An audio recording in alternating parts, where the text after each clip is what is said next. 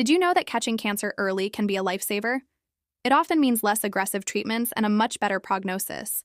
But with so much information out there, what screenings do you actually need, and when? Let's break it down into a simple, practical guide for average-risk adults. First up, your 20s. For women, the main focus is cervical cancer.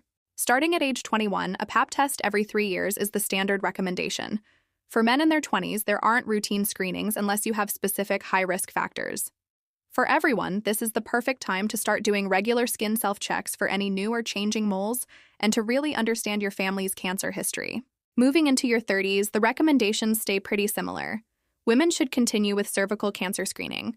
You can either stick with a Pap test every 3 years, or, starting at 30, you can opt for an HPV test every 5 years. Again, for men, there are no routine population-wide screenings yet. And for all genders, keep up with those skin exams and consider genetic counseling if you have a strong family history of cancer. Now, things start to change in your 40s. For women, this is when breast cancer screening typically begins. Most guidelines suggest starting mammograms between ages 40 and 45, repeated every 1 to 2 years.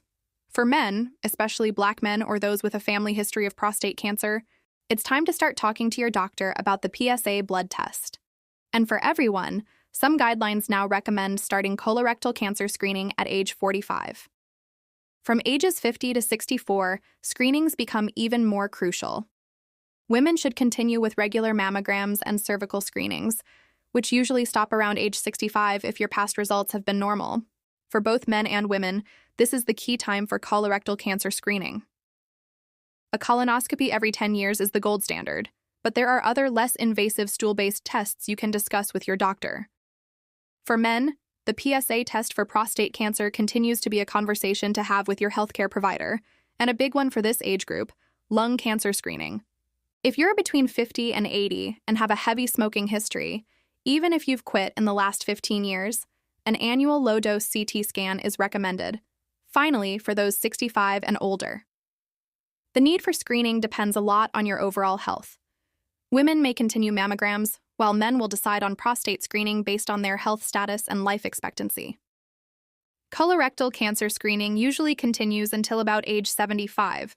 Remember, these are just general guidelines. Your personal health, family history, and lifestyle all play a role.